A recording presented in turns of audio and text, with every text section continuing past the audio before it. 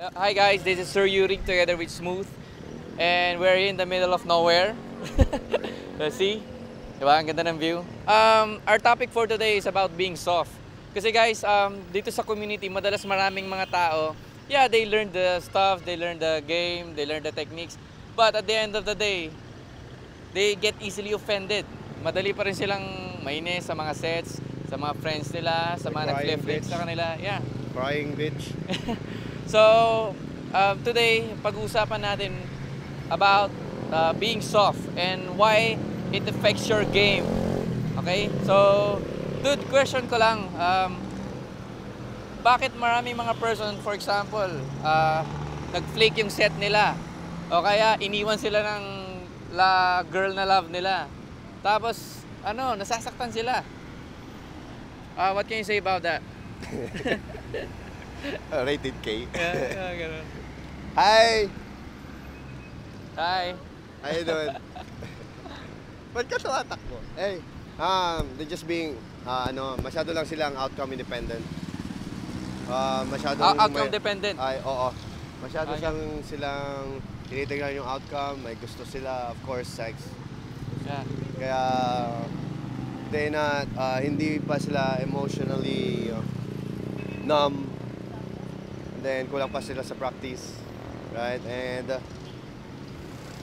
hindi nila trinain yung sarili na, yung emotion nila na, yung pagiging irreverence value, which is, I don't give a fuck value. Yeah. Then, ang nangyayari doon, pag nag-fake sila, yung ego nila natatamaan kung hindi lang sila pinapansin.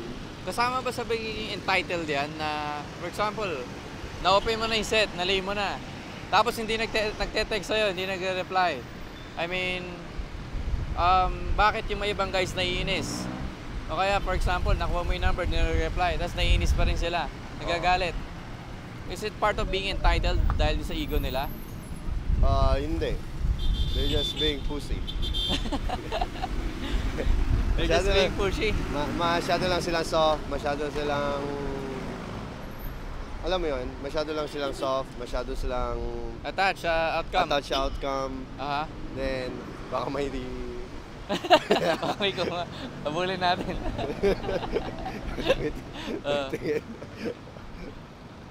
And then, masyado lang silang... Ayun. Sige. Ay. Masyado lang attached, masyado silang... Hindi ako mag-concentrate. Sige lang. Sige lang, okay. Anyway, natapos. Ayun. So, ano ibig sabihin ng being soft na they get easily offended? Sa tingin mo bakit nangyayari yon? For example, eto madalas nakikita ko sa club. Yung isang POA may inopen na set, tapos kinausap isang POA. Yung isang POA naiinis, bakit mo kinakausap yung set ko? Set ko yan eh.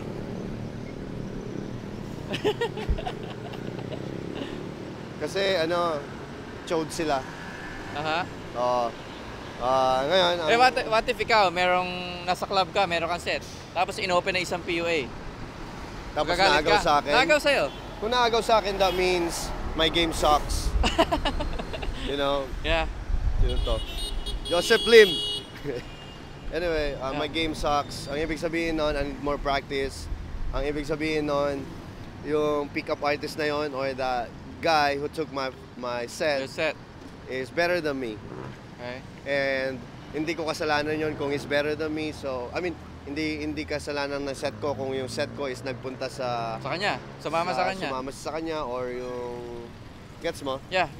Or iniwan ako kasi girls or women want to have fun and go with the value people than they want to go out with fun people than boring ones. So, ang ibig sabihin nun, boring ako and the other guy is so, okay lang sa'yo yun? fun. Yeah, it's okay. Ang ibig sabihin nun, ang hindi lang okay doon is me. Ang ibig sabihin nun, my game is not okay. So, kung ganon, I need more practice. Kung masasaktan ako, that means I'm emotionally... So, you're soft. You suck. You're soft. I'm pussy. Sabi nila, di ba sabi nila na yun nga, na so pag naagaw yung set mo, ibig sabihin na naagaw yung game mo. Di ba? Mahina yung game mo, ibig That sabihin. means they outgame me.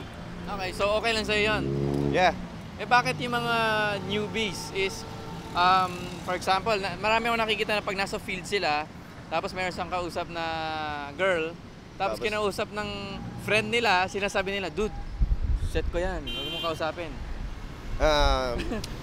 Ano masasabi mo doon? Para sa akin, tol, para sa akin, chode sila, they're being pussy, they suck, they don't have game. Stop pretending that that's your own set because they're not. Yeah. Okay. I have a friend is not a PUA, pero alam niya lang yung pickup artist. Yeah. Ngayon, ang nangyari is he's dating a girl. He's dating a girl. Then dahil nakilala ko, kasalanan ko ba pag pumunta sa akin yung set? Of course, I pick up the set. I feel sorry for him, but who cares, man? Who cares? Yeah, man, you know? Yeah. Minsan pag umuulan, kailangan mo rin pumunta sa kuweba. Yeah. So, pumasok ako sa kuweba kasi umulan. Yeah. Kaya parang yung pusa kanina dumaan, di ba? You stupid cow. So, sa mga chode na iyak ng iyak dyan at sinasabihan nyo na don't check my set, stop pretending that's your set because she's not. Okay? Kung nakipag-date man sila sa'yo, that means you're just trying to find if you're the right guy for her. Yeah. Pero pag hindi ka niya gusto, that means hindi ka value sa kanya. Hindi ka niya gusto, that's it. Hindi ka align sa mga gusto niya. Yeah. Kulang yung hinahanap niya sa'yo. So that's why she dated another guy. So you guys, chody guys, freaking nuts.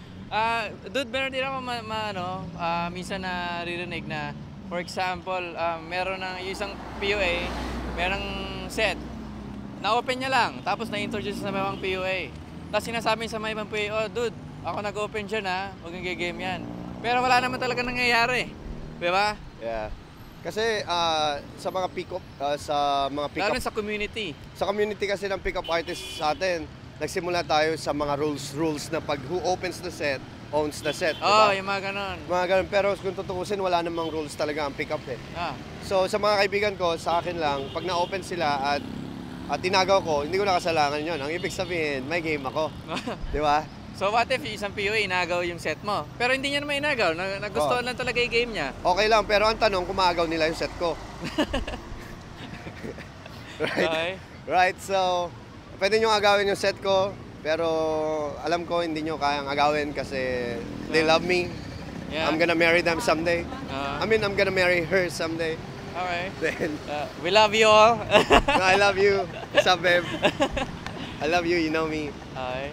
I'm straight to one. So anyway, dude, I hope maraming natutunan yung mga students natin for today regarding sa... Anong natutunan nila? Regarding that one. I mean, yung ganun scenario na madalas kasi sa community kasi marami na tayong mga PUA na may makeup eh. Diba? So they just have to let go of their ego, being entitled to every individual. Pero karamihan sa kanila, tol, hindi makikinig sa atin eh. Yeah. Sasabihin lang nila, fuck that, who opens the set, owns the set. Yeah. You know? But, kung ganyan kayo ng ganyan, you will never improve. Walang mangyayari sa iyo. You're gonna be chode. Transformation of chodamon, kakatapos lang kahapon. Yeah. Kaya pag yung mga nag-bootcamp kagabi, at umiiyak kayo dahil naagaw ko yung mga set nyo, so sorry, pero you guys suck. You know? Just like you got a lot of hate, bro. Okay? Yeah, bro.